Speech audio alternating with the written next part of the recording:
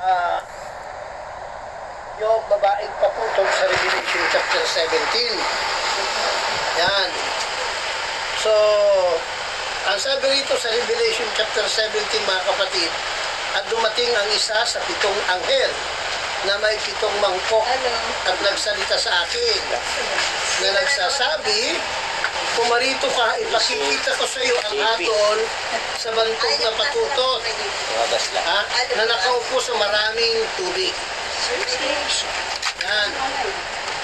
Na siyang pinakaipiran ng mga hari sa lupa at ang mga nananahan sa lupa ay nalasing sa alak ng kanyang pakikiapit. Sa verse 3, at ako'y kanyang dinalang nasa espiritu sa isang ilang at nakita ko ang isang babae na nakasakay sa isang hayop na pula na puno ng mga pangalang tumusong na may 7 ulo at 10 sungay. Chapter 17 at verse 4, at nararamtan ng babae ng kulay ube at ng pula at naihiyasan ng ginto at ng mga mahalagang bato at mga perlas na sa kanyang kamay ay may isang salong ginto na puno ng mga kasuklam-suklam at ng mga bagay na marurumi ng kanyang pakikiapit.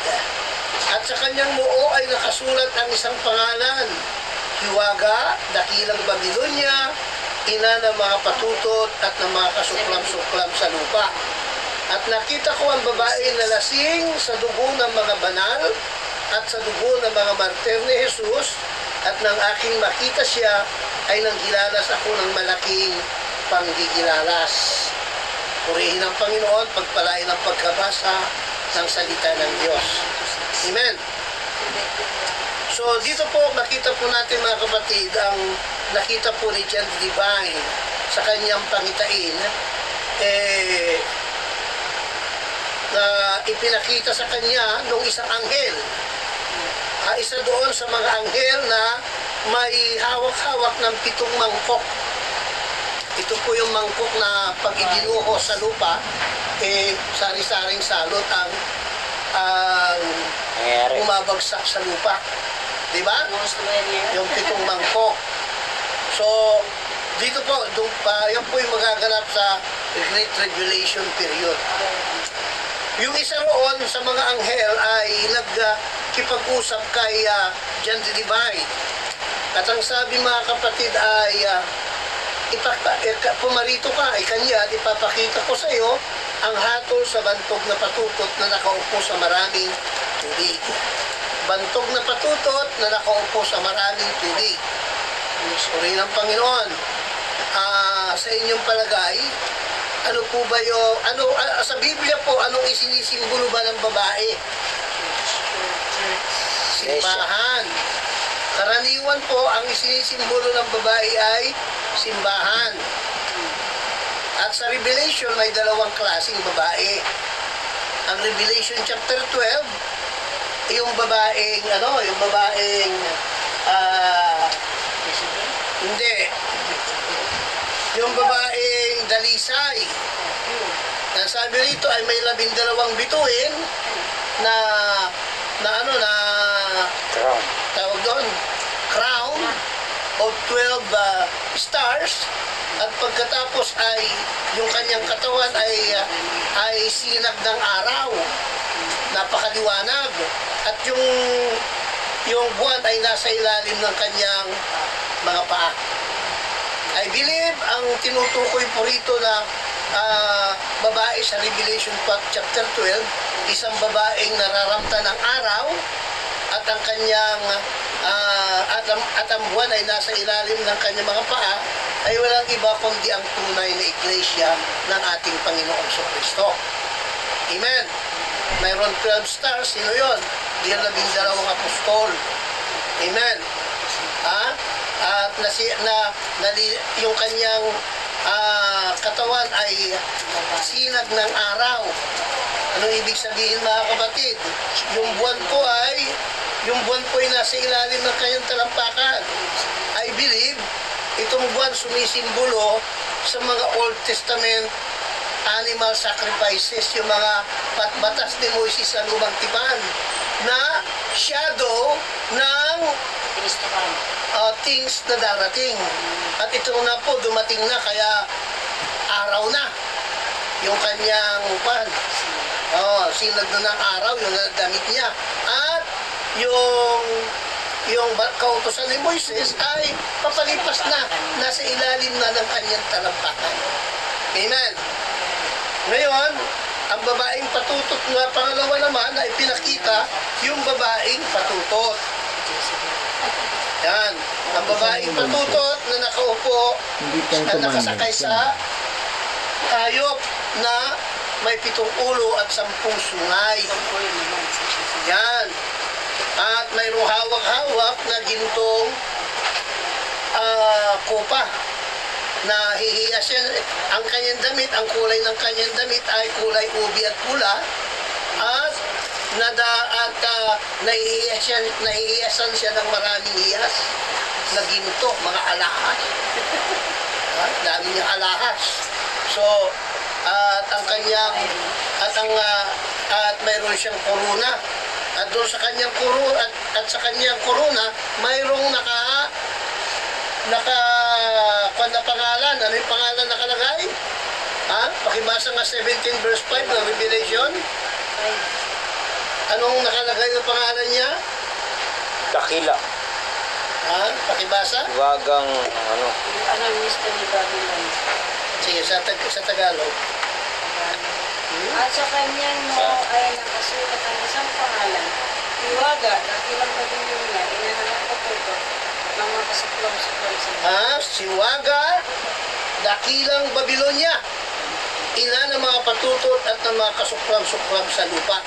So, ito naman yung patutot na iglesia o yung tinatawag na Harlot Church. Ito yung iglesia na kung titingnan natin, kung ating lilinawing mabuti at pag-aaralan, tumutukoy sa isang iglesyang makapangyarihan na kilalang na ang kanyang impluwensya ay buong mundo. Ang kanyang impluwensya.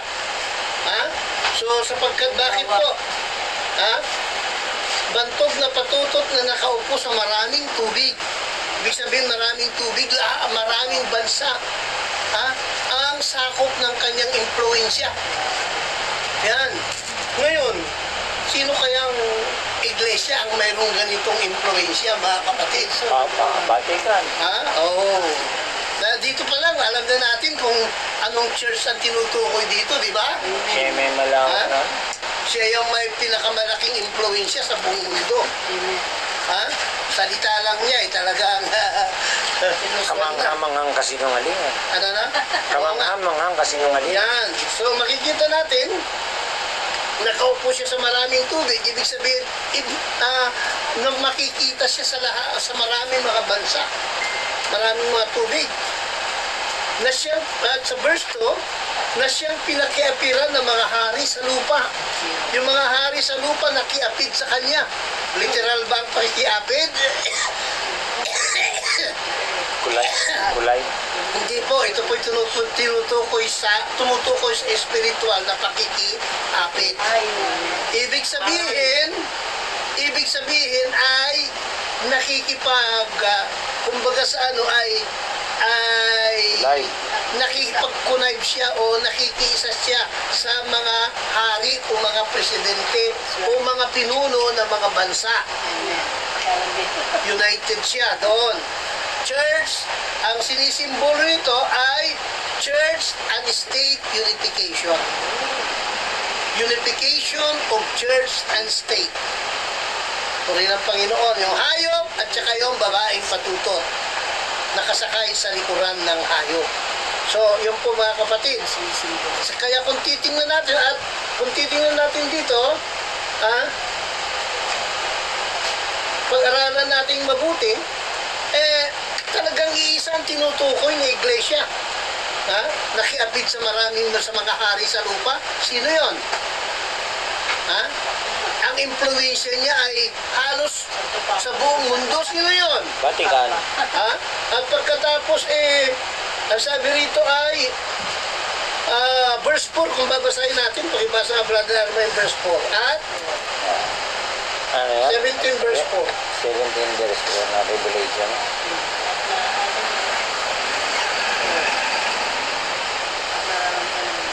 At nararamtan ng babae ng kulay ube at ng pula. Sintihin natin. Sandali lang. Nararamtan ng kulay ubi at pula. Aling simbahan, ang mga opisyal nito ay mahilig sa kulay ubi at pula. Yung mga kardinal, karamihan ubi ang suot niyan.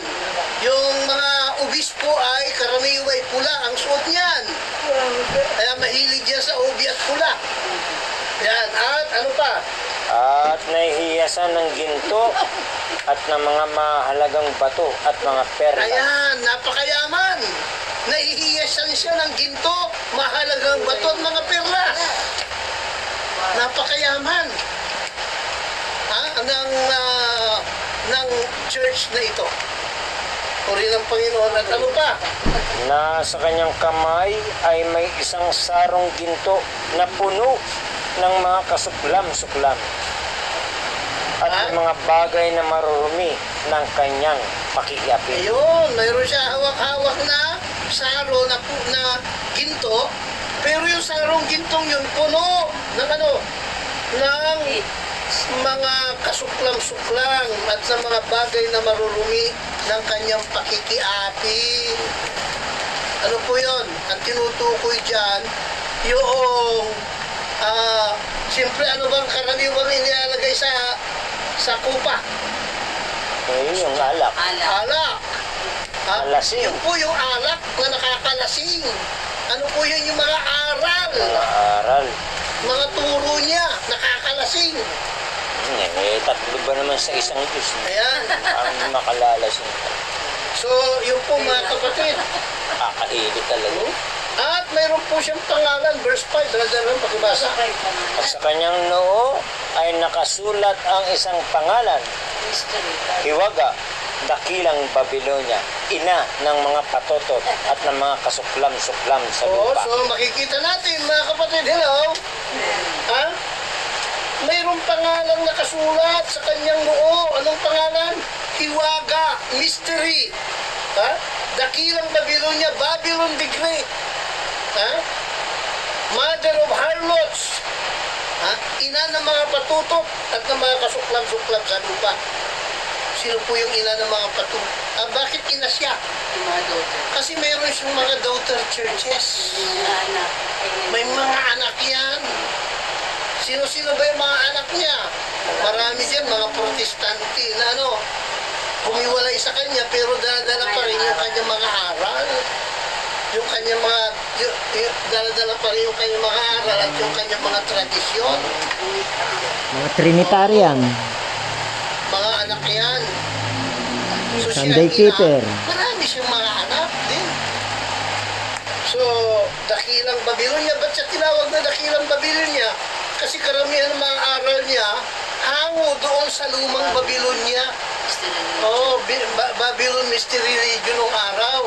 Yung Mystery Religion na inumpisahan ni Nimrod noong araw.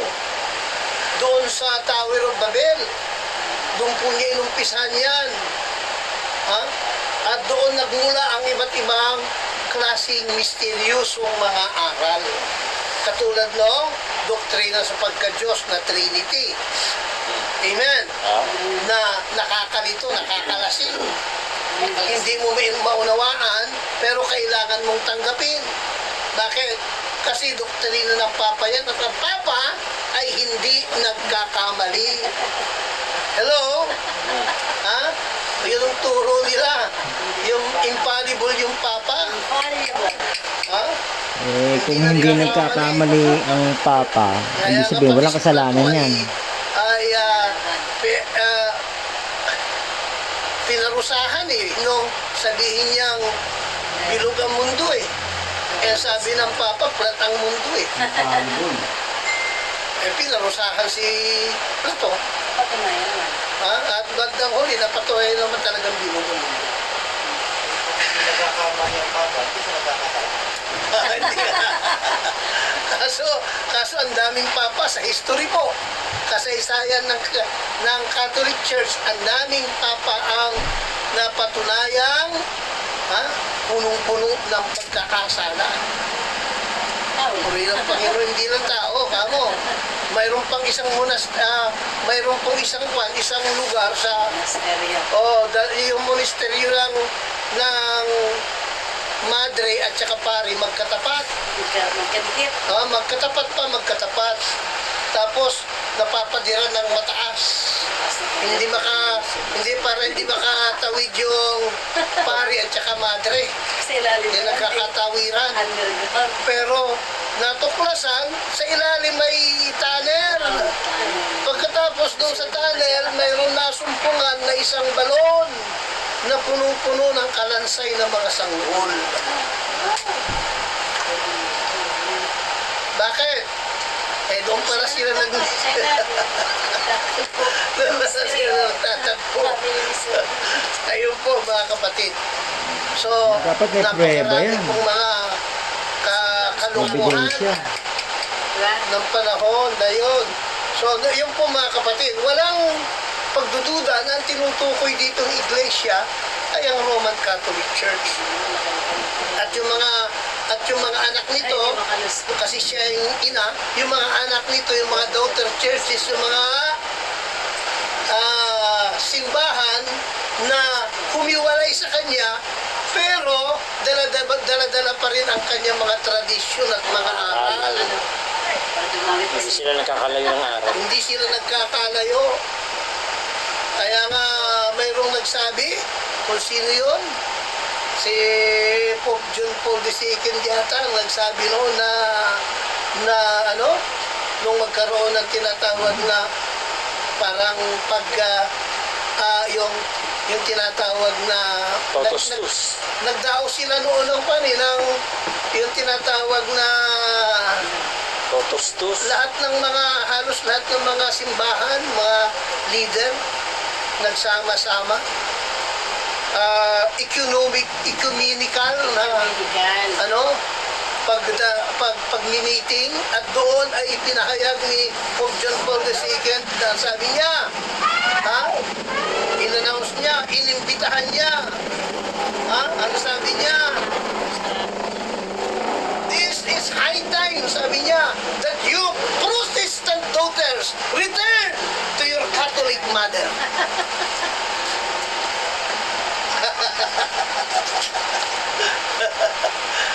Di ba nakakapangalisag ng balahibo? Ayun na yung pasunod unification ng churches. Sakto sa sinabi niya. Return to your Catholic mother. We are ready to embrace you. Parang disguise nila. Ibig sabihin, inimbitahin niya na sila magkaroon sila unification. Yan tinatawag na ecumenical. Ecumenical believers. So, yun po mga kapatid. Parehas na Trinitario. Sunday keeper. Sila nila. Sa Sunday, isa na sila. Wala lang ano. Ay, nila Wala lang santo. Oo. Walang santo, pero nakalagay sa mga altar nila ang lalaking hugis ng cross. Which is still yung po ay idolatry pa rin yun. Kasi yan sabi ng Diyos, ano ang hugis sa langit, sa lupa, sa ilalim ng lupa, sa dagat, huwag kang gagawa. Sila akala nila dahil doon ipilako si Kristo sa cross. Yung cross ay Dapat mo isa. simbolo na ni Kristo, hindi po. Mana pa, hindi nga yan simbolo ni Kristo. Sa totoo lang, saan galing yan kay Tamos Yung unang litro ng pangalan ni Tamos Letter T. Hindi naman kay Kristo yan Si Kristo isa lang sa mga ipinako sa cross. At hindi lamang si Kristo ipinako sa cross, marami pa. Naipako nga si Kristo sa cross. May dalawa pang ipinako sa cross na magnanakaw Nakatabi niya Di ang daming ipinako sa cross nung araw. Kapit Kaya sa totoo lang, yung kantang On a hill far away stood an old rugged cross. Ha? Ano sabi? Ano ba sa chorus? Ano sabi? So I cherish the old rugged cross. Ha? Ano? Till my trophies at last I lay down, I will cling to the old rugged cross. Bakit sa cross ka magkikling? Dapat kay Jesus Christ. Ha? Doon ka magkikling sa namatay sa cross. Hindi yung cross. Yung Kristong namatay sa cross. Nagkaroon ko nga I'll exchange it someday for I will exchange it for a crown. Mali yung ginagawa mo na para po mo binirate na yung cross. Para sinasamba mo na yung cross eh. Lahat na yung glory napunta na sa cross eh. Sa halip na doon sa namatay sa cross.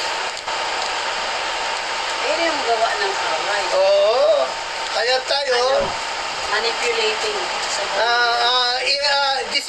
deceitful na pagpasok ng Diablo. Hindi alam ng mga Kristiyano, inaagaw ng Diablo yung glory na dapat ay kay Jesus. Napupunta doon sa cross. Kahit sa awit, may Hello! Then, 40 kilos sa tanas sa atin. So, purihin ang Panginoon. Okay. So, makikita po natin, wala pong Ay, nako. Buhay. wala pong pagdududa. Ang tinutukoy dito ay ang Roman Catholic Church. Ang dakilang Babylonia, ina ng mga patutok at ng mga kasuklam-suklam sa lupa. At ang kanyang mga anak, yung mga iglesia na bagamat humiwalay sa kanya ay dala-dala pa rin ang turo, aral at tradisyon ng kanilang nanay. Ang Roman Catholic Church. Purihin ang Panginoon. Hallelujah. Dapat pag humiwalay ka sa Kanya, lahat alisin mo na. Huwag ka na magdala, huwag ka na magbaon. Ang sabi ni, Protest. ano sabi ng anghel sa Revelation 18:4? Nag-protest. Apokalipsis 18:4, ano sabi ng anghel? Amount of my people. Ha? Saga ba yun? Pakibasa? At narinig ko ang ibang tinig na mula sa langit na nagsasabi, magsilabas kayo sa kanya, bayan ko. Upang huwag kayong Mga dama. maramay sa kanyang mga kasalanan. At huwag kayong magsitanggap ng kanyang mga sampo. So, ang sabi niya, magsilabas kayo sa Kanya, bayan ko. Come out of her, my people. So, mayroon pa palang, mayroon dyan sa loob na mga tunay din pa rin ko eh. Bagaman, Dati, Catholic. Oh, may anak talaga. Magsilabas kayo. May tamang pangpananan. Pero hindi ko napakinggan yun. Inilabas ako ng Panginoon. Nilabas ka, nilalaban. Oo, inilabas ako. Galing. Verse, kaya hindi ko makalimutan, verse doon ni Mama. Come out of her, my people. Sabi. So that you will not inherit their so mayroon ways. pa siyang mga people dyan Meron. na Tungkol na mga... pag nakarinig, ang sabi nga ng Panginoon, my sheep hear my voice and they follow me. Pag narinig nila ang tunay na aral, susunod, lalabas. So may tungkulin pa sa mga ng Diyos. Mayroon tungkulin. Salita. At yun nga po ang Bakit gano'n? iniwan sa atin ang Panginoong Guyil, sabi niya. Ha? Make them all Wala my yata tayo disciples. matangay. Meron din po, Tuesday. Meron ba? Wala eh. Huwag kayong manghinawa. Gawin natin ang ating Pinalabas trabaho. ko. Hey bro, kaya na isang puno. Kaya may ulos ng puno. Ang mahalaga, gawin natin yung iniutos ng Panginoon. Gawin natin ang parte natin. Do your best and get Bahala si Lord na magdagdag sa atin. Yun. Sige lang, huwag lang mahinawa sa pagkakas. Kasi si Lord naman na nagdadagdag eh. Hindi tayo. Yan. So, maaaring yun nahasikan natin ng ano, So, hindi natin kasalanan kung hindi sila nakaningin. Oo. Yes. Yung maaaring yun nahasikan natin ng binhi, Magpaano. hindi pa agad-agad natubo. Pero may bini. Kaya alam pa. Masama kung So anyway, pag-pray lang, mag-prayer, kasama ng ating paggawa, yung mag-share tayo ng salita ng Diyos sa kahit saan, sa kahit anong paraan, i-share natin ang salita ng Diyos at samahan natin ang prayer, bahala ang Panginoon. Amen. Labas yata ulit siya. Gawin lang ang tungkulin. Sino diba? Gawin natin tungkulin bilang Sister, pumasok na, lumabas pa ulit.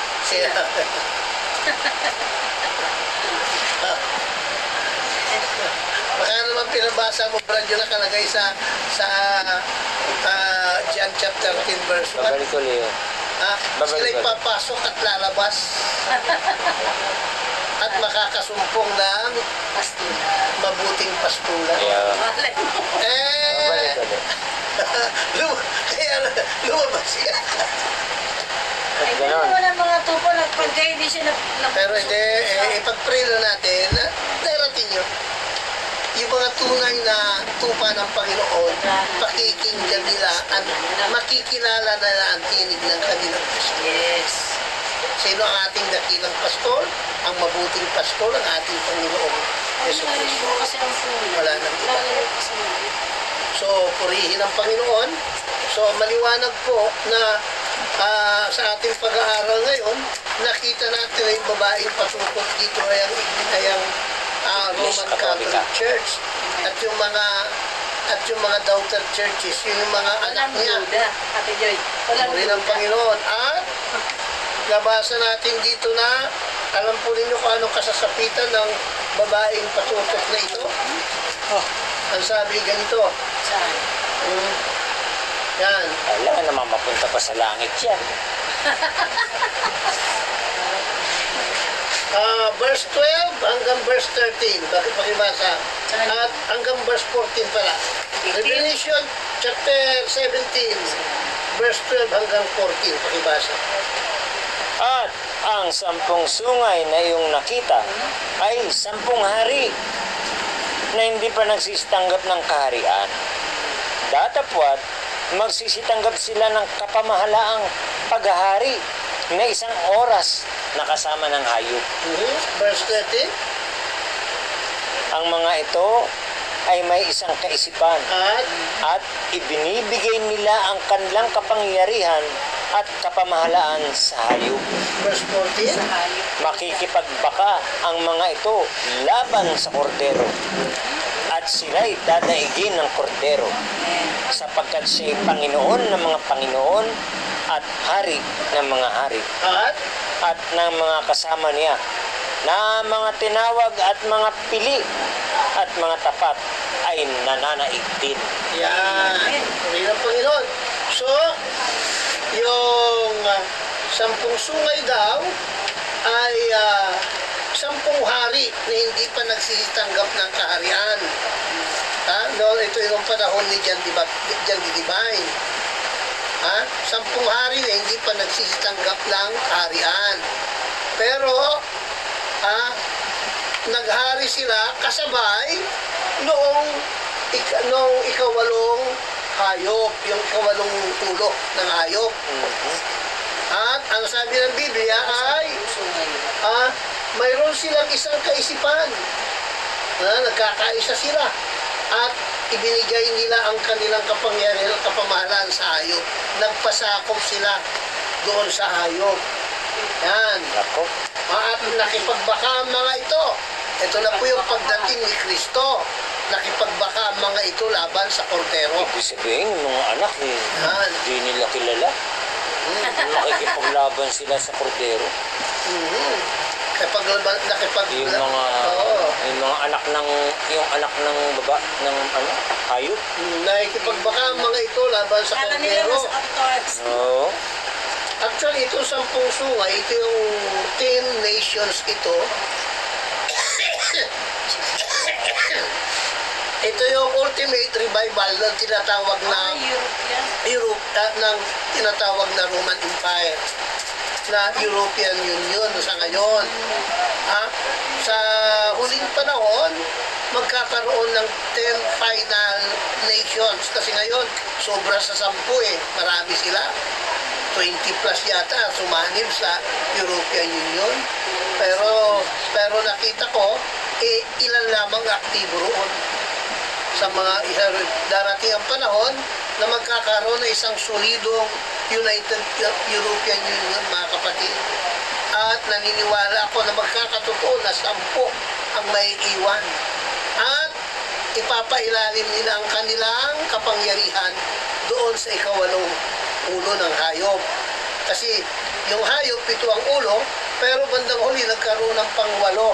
Ito na ngayon, na-revive ang Old Roman Empire sa pamamagitan po ng yung kanyang nasasakupan dati ay nag-unite na ngayon at tinawag na European Union. I believe na ito po'y tumutukoy roon.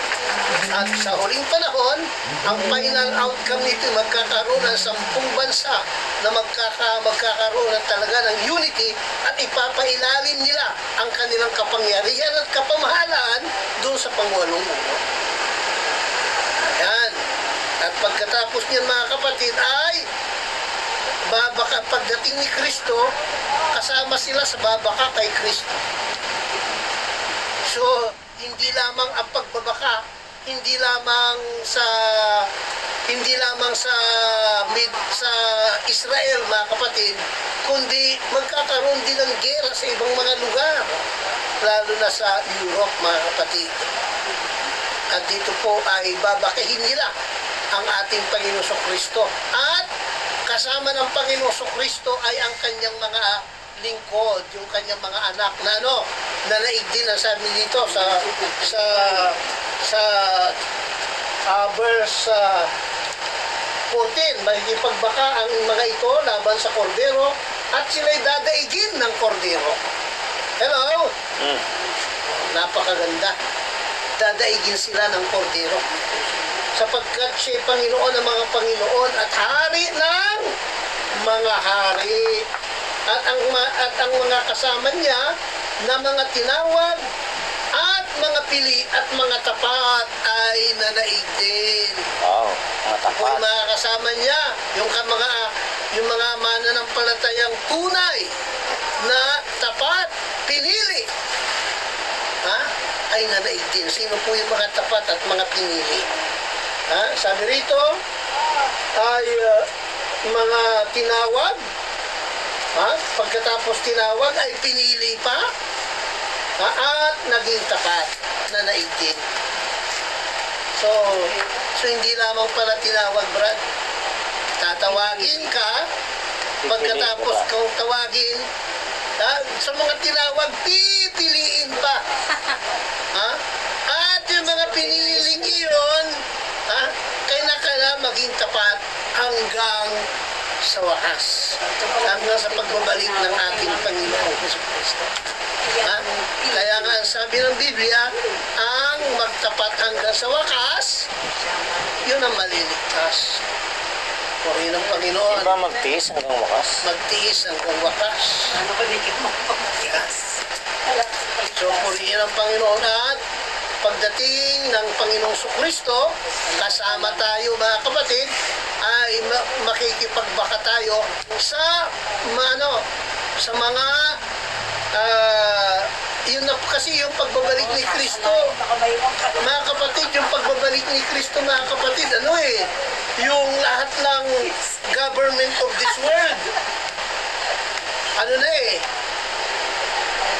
ibabagsak na ng Panginoon kasi magkakaroon na ng isang kaharian na magiging maghahari sa buong mundo.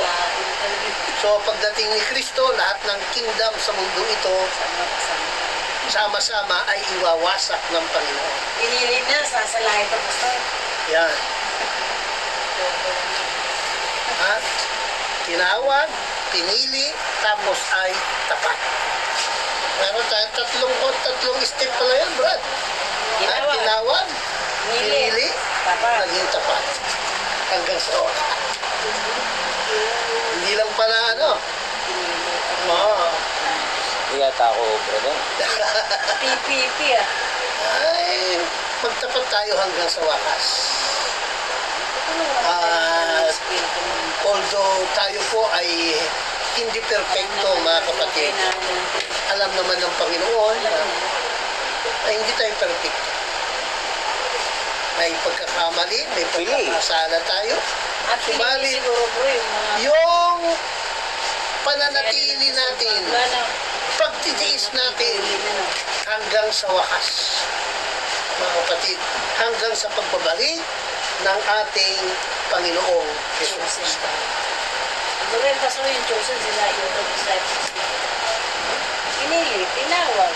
Tinawag, bago pinili, Oh. bago naging tapat. Pastor, pwede magtanong. Hmm. Halimbawa, tapos ka na nga dito sa gawain ng Sabat. Tapos, nainganyo ka pa umattend sa ibang, let's say, Trinitarian. Dahil, Sunday kid. okay, oo. Paano yun? Paano yun pag dumating si Jesus? Nasakto ba? Ba, yun yung tinatawag na ano. Kaya nga, Half-hearted yun, te. Half-hearted Christian yun. Wala ka na doon siya. Hindi siya straight forward. Diyos ang nga daw. Bibigyan ng chance. unang-una, Anong purpose? pahala na si Lord sa kanila. Una-una, hindi natin sila pwede hatulan, pero bahala ang Panginoon sa kanila. Pero sa tingin ko, pagka tinaligdan mo ang katotohanan, siyempre in-embrace mo ang kasinungalingan. Choose to stay who you serve. Ha? Ano Lord yun? Pagka alam mo na ang tunay, John chapter 12, yan ang aking verse 42, pakibasa ka. John chapter 12. 12? Verse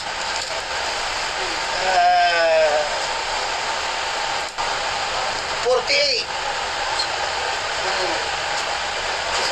Ang nagtatakwil sa akin at hindi tumatanggap sa aking mga pananalita ay mayroong isang hahatol sa kanya. Ang salitang aking sinalita ay siyang sa kanya hahatol sa huling araw. Yan. Himayin ninyong mabuti yan. Mabigat yan. Will sa akin. Himayin ninyong mabuti yan. Hindi tumatanggap Ang sabi rito, ang nagtatakwil sa akin at hindi tumatanggap sa aking mga pananalita. Basahin mo. Pagka hindi mo tinanggap ang tunay na aral, Yan. ha? Para mong itinakwil si Kristo. Kasi ang aral ni Kristo, siya mismo yun. Siya mismo yun. Yung kanyang aral, siya mismo yun. So pag itinakwil mo yung aral niya, o yung katotohanan, itinakwil mo siya. Aral niya kasi. Kaya sabi niya, Malangan namang Ha? tinakwil mo pero dala-dala mo yung aral niya. yan. Okay na sana ganun. At mayroong isang, Pwede sana, no? Pwede pa, no? Dahil ang purpose mo, makaakit, hindi ikaw umakit. Oh. mayroong isang hahatol sa kanya. Ano yung hahatol sa kanya? Ang salitang aking sinalita. Yung mismong aral ng katotohanan na sinalita sa iyo, yun ang hahatol sa iyo sa huling aral. Ate Yun. Joy, depende siguro sa purpose. Let's say pumunta ka doon, ang purpose mo, makakit sila. Hindi ikaw makakitin nila. Madala mo sila sa tamang aral, okay pa siguro nang dala mo. Kung halimbawa, pumupunta ka lang doon, ang purpose mo, dahil turuan sila ng tapa, okay na yun. Pero kung madadala ka nila, At itakwil mo na yung nakita at nalaman mo yung una na tamang aral. Kasi habang nakikinig ka roon, ang magiging danger niyan, pareho lang. ito lang yan. Parang naano ka na, naiinganyo ka na dahil sa mga mas masaya Kaya doon, singles of one's wisdom. Maraming pagpapala doon. maraming blessing doon. Saka wala nagagalit sa akin doon. Saka matatapos sa mga pinanalitan na. Lahat pabor, yung sinasabi ron, lahat pabor sa akin. Li- libre pa outing doon dito sa atin eh. Hindi pwedeng libre outing ay. Tama. Diyan tayo hatula. Sa aklat niya yan. Oo. Diyan tayo hatula. Eh, lahat kasing lumilipat yan, Brother Arman. Ang purpose ng pare-pareho naman eh. Sa Diyos naman nagpipili. Hindi, nung una ang purpose nila, makaakit. Pero dumarating ang araw, Sila tong sila naakit. unti-unting naakit. Kasi nagkakaroon na sila ng kaibigan doon. Kakaroon na sila ng entanglement doon. Mahirap. Pag nagkaroon ka ng kaibigan, nagkaroon na sila Kaya ng magagawa, kaibigan choice doon, nila yun. eh, pwede na nilang, hindi mahirapan nila ipagpalit yung mga kaibigan. Sakit kasi New ang found katotohanan, friend. bro. Hanggang sa bitawan na nila yung nalaman nilang tamang aral. Ang hirap pa naman ng ganun, bumalik ka ulit doon sa ano. Ang aso, sabi mo Di yan. ba? Yung, ang hirap ng ganun. Nakikita mo yung Diyos gagawa nun eh. Diyos ang gagawa nun. Yung makabalik ka rito. So, yun ang danger noon mga Yung makabalik ka sa tunay na aral. Hindi kasi habang nagtuturo yun, na-adapt mo yun, di ba? Tsaka ang Diablo pati, pag nagbigay ng hindi masama. Mayroon mga nagtatanong sa akin, masama bang umatin doon? Pastor, bakit hindi? Sige, bakit mo makinig? Subukan mo kasi sabi naman Oo. din ng Biblia eh. Sabi ng Biblia, isubukan ng lahat ng mga bagay. Oo. Itakwil ang masama, Oo. Huli ng mabuti. daputin mo mabuti. Yes. Kasi ilang taon na tayo? 24 years. Ano na ba? Nangyari sa akin yan eh. Habang ma-attend ako rito noon, naghahanap din ako ng iba-iba. Diba? Pinagtagni-tagni ko yung mga ano. Para mo. Dito. Mas marunong pa ako sa kanila. Saan pa sa pastor? Samantalang ako eh. Yun ang karunungan mula sa Diyos. Hindi. May time noon na parang ayoko na dyan.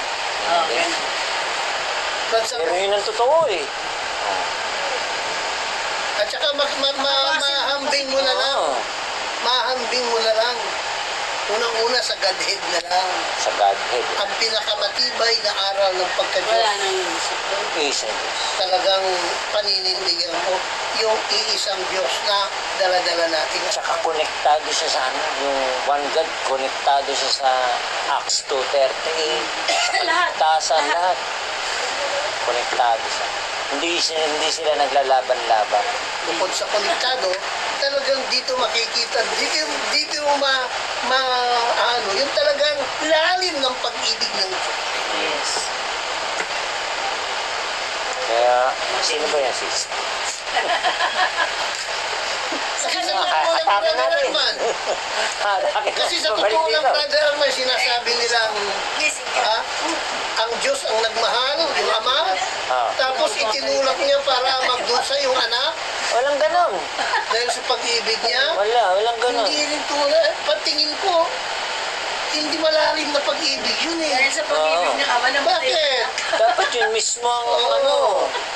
yun mismo ang magbigay ng ano. Ang dami nga mga magulang ngayon eh, tinatapon pa yung anak eh. Bagong panganak pa. Pinaplas sa siya. Oo. Hindi, yun lang eh, isipin mo yun. Napakasimple lang nun eh, di ba? Ang isipin, wala yung tanggal. Dapat iisipin mo, dapat yun ang nagbigay ng pag-ibig eh.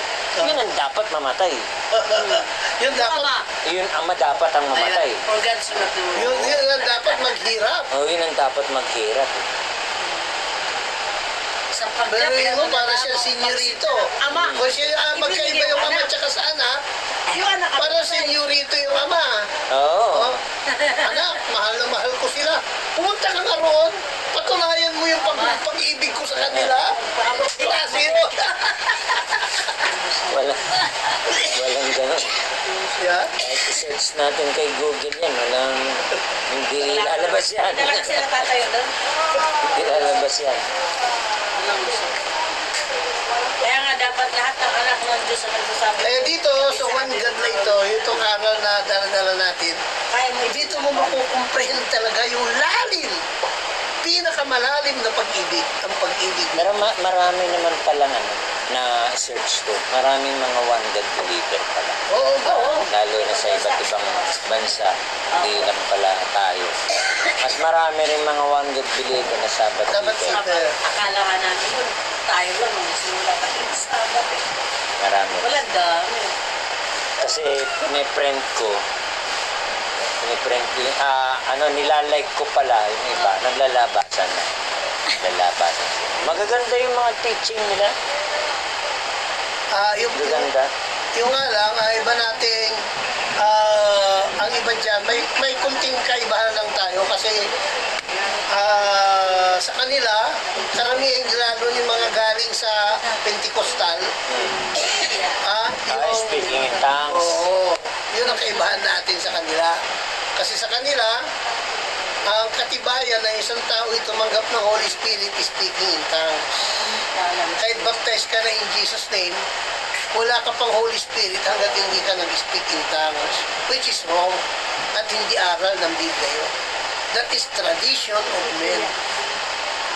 Ang aral ng Biblia, nung marinig mo yung Ibanghilyo ng katotohanan at nanampalataya ka, ibig sabihin sinunod mo yung Ibanghilyo, tinatakan ka ng Espiritu Santo na ipinangako. Di ba?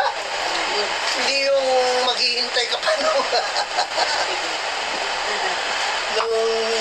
pagkakataon na mag-speak in tongues ka bago ka. Kasi kaya nila hindi, kumbaga sa kwan, maraming ganun kwan, one God Sabbath keeper, katulad nila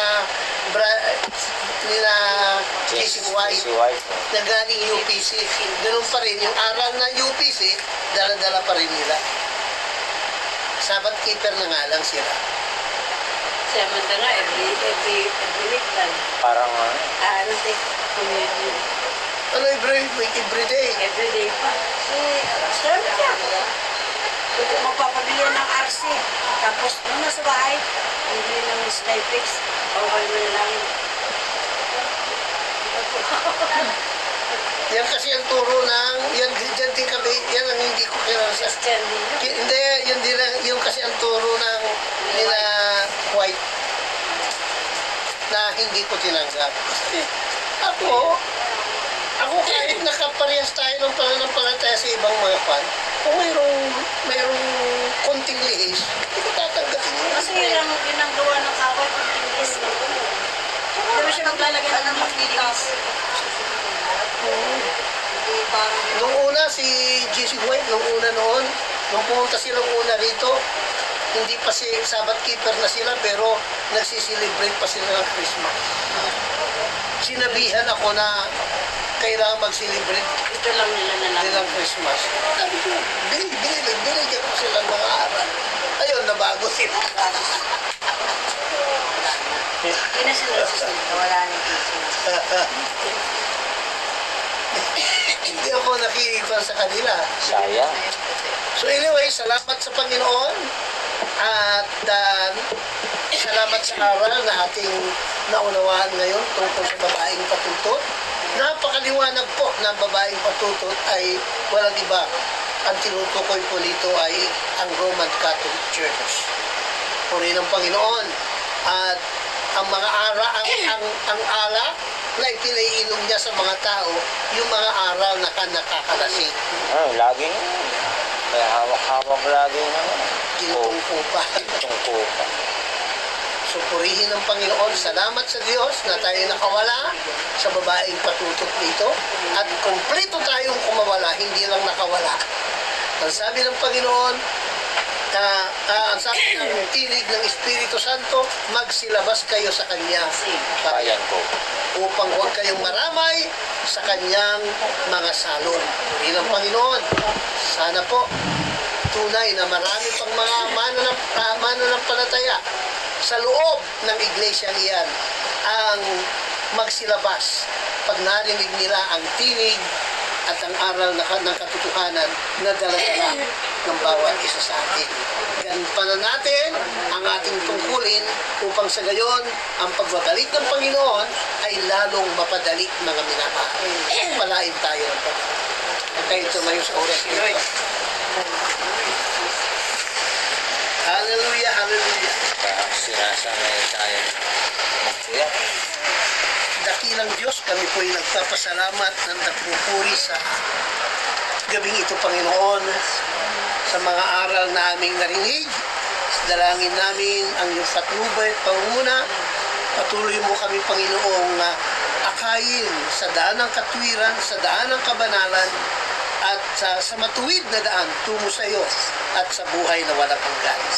At dalangin namin, Ama, ang iyong patuloy na paggabay sa amin hanggang sa makauwi kami sa aming mga tahanan sa gabi ito. Muli, lahat po ng papuri, pagluwalhati at pagsamba, ibinabalik namin sa iyo sa pangalan ng aming Panginoong Kristo.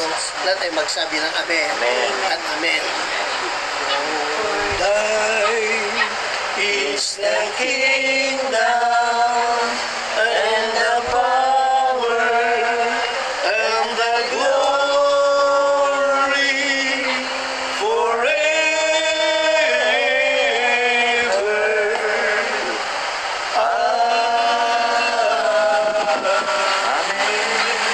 Ang biyaya ng Panginoon Kristo ay sumainyo lahat, mga kapatid.